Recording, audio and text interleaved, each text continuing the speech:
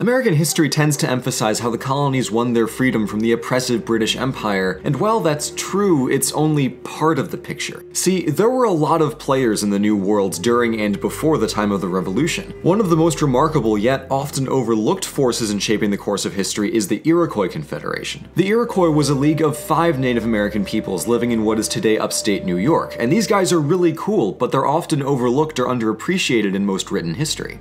Lucky for all of you, I spent weeks tracking down a notorious yet incredibly rare source that goes into the Iroquois history with exquisite detail. So let's fire it up and learn some history.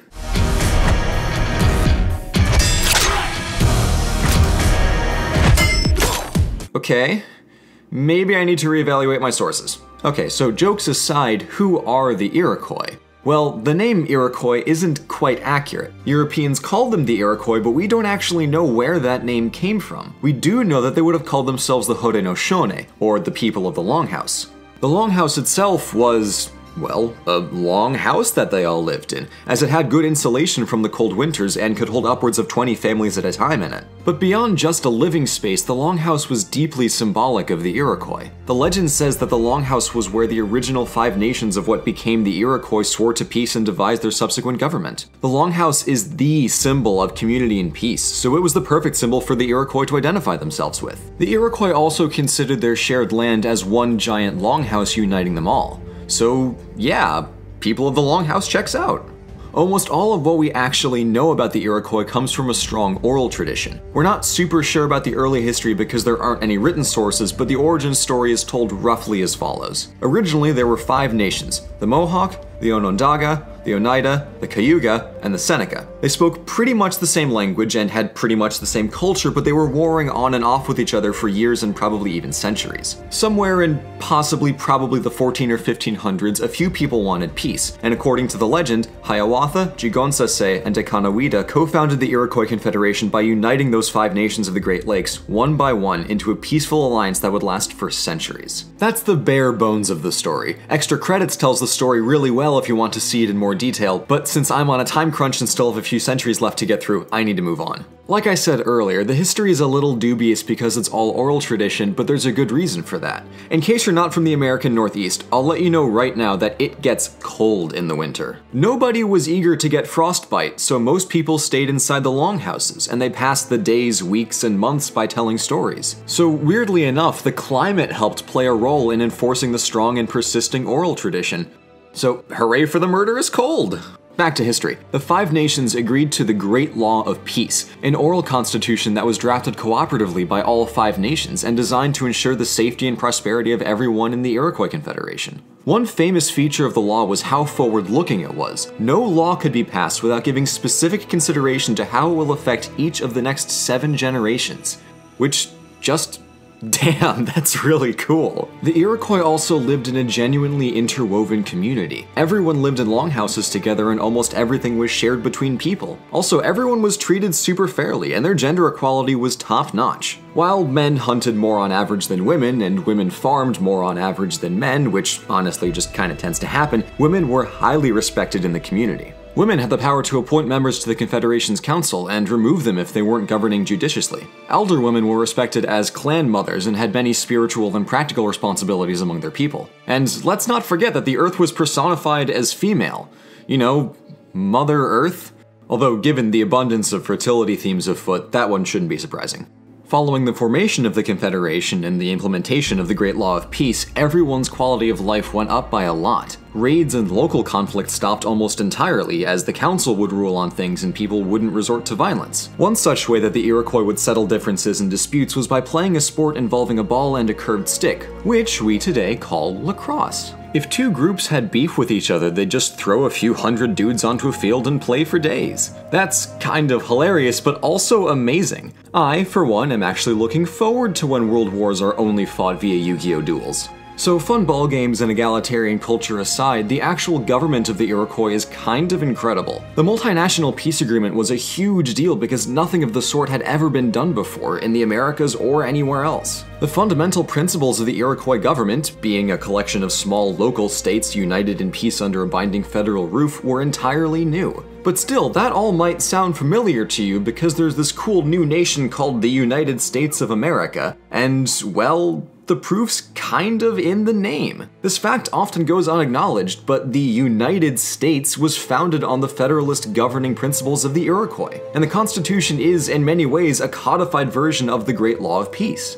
And that's not just crackpot revisionism. See, a little-known gentleman's club called, Congress officially recognized in 1988 that the structure of the US government is directly modeled after the Iroquois Confederation.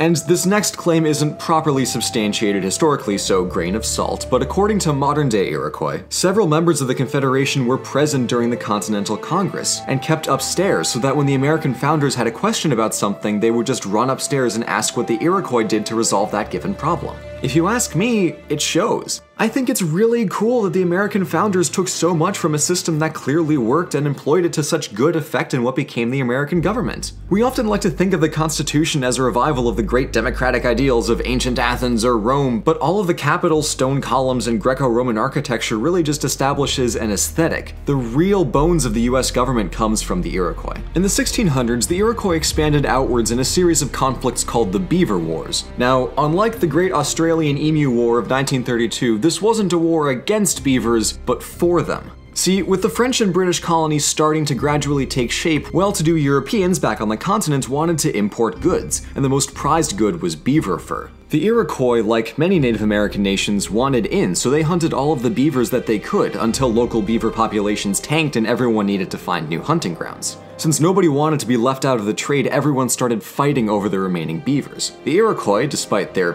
peaceful origins, began fighting and expanding with their neighbors to secure the best grounds and make the most trade. The Iroquois became by far the most dominant in the region, and even went on to attack New France on a couple of occasions. These conflicts were seriously brutal, with thousands dead and tens of thousands displaced. In the aftermath of the Beaver Wars, the British and the Iroquois buddied up, and the Iroquois made a temporary peace with the French. About 50 years later, France, Britain, and a whole bunch of other places erupted into a giant cartoon dust cloud of globe-trotting fighting, partially because the British wanted to push more westward in America and get more inland colonizing going on, but France was like, hell nah! A large handful of Native American nations were caught in the middle of the slap fight and had to pick sides. Based on both location and prior alliances, the lineup was pretty much Britain and the Iroquois against France and everyone else. Which explains why Anglo-centric circles refer to this conflict as the French and Indian War. Unlike the Beaver Wars, the Iroquois were pretty calm and casual during this one, because most nations had already learned their lesson about messing with the Iroquois in the century prior. However, the Iroquois were given a hard time by the French, and the British didn't quite seem to care. Britain also didn't do much to stop the flow of settlers pushing into Iroquois land over the previous half-century. And with a vastly diminished French presence after the war, why bother now, right? While the Iroquois didn't do a lot in the war itself, the conflict still marked a drop-off in relations between them and the British. This partially explains why, when the colonies declared war on the British in 1775, the Iroquois had no interest whatsoever in picking a side. They had pretty much figured out that money and land meant more to their English-speaking neighbors than friendship for friendship's sake. They wanted to stick to their peaceful roots and remain neutral as long as they could. But when they realized that they needed to be in the good graces of the eventual winner, the Iroquois were torn. The Tuscarora, who joined the Iroquois in 1722, and the Oneida allied with the colonies, while the Mohawk, Onondaga, Seneca, and Cayuga allied with Britain, partially for old time's sake, but also for trade and territory reasons. Even though Britain had a habit of breaking agreements, the new colonies didn't have any formal agreements at all with the Iroquois, so they were a wild card. But those of you who are aware that the United States is currently a thing that exists can see why the Iroquois are about to have a really bad time. During the war, the British mostly occupied cities, while the colonists held strong in the countryside. It should be no surprise that the colonists made a regular habit of raiding and burning the Iroquois land. Among the Iroquois, the American Revolution isn't referred to as a revolution, or even as a war. Many simply called it the burning of the valleys, which should get the point across. In addition to all this, the split alliances of the Iroquois nations often led to Iroquois fighting Iroquois, which hadn't happened since before they became the Iroquois in the first place. It was so bad that the Confederation just kinda broke after the war. The Treaty of Paris in 1783, which ended the war, completely ignored the holdings of any Native Americans, and subsequent treaties between Natives and Americans weren't so much treaties as they were a series of official requests to vacate their ancestral homeland or else. And the Iroquois were so weakened after the war that they had no choice but to accept. These land acquisitions were explicitly illegal according to America's own Articles of Confederation and the later Constitution. But those laws are just suggestions, right? What follows is a bunch of manifest destiny that I won't get into by sheer virtue of how depressing it is, but suffice to say that the Americans felt that their effort in winning the war justified almost a century of nonstop conquest. This was great if you were an American, but it was pretty rough if you were a Native American. As for the Iroquois, they split up, moved again, and today live on designated reservations in America and Canada. It's really sad to see such a strong nation built on a foundation of peace get the short end of a stick in a conflict they didn't even ask for, but it's at least nice to know that the cultures of the individual nations have lived on in the centuries following. So, there you have it. The Iroquois are an underappreciated player in American history as it is, but they're such a unique people that it's worth looking at Iroquois history in itself too. I think they serve as a great example of how effective and worthwhile cooperation can be, and how much we all benefit when we learn from each other. And how history is actually all about a centuries-old conflict between assassins and Templars. That too.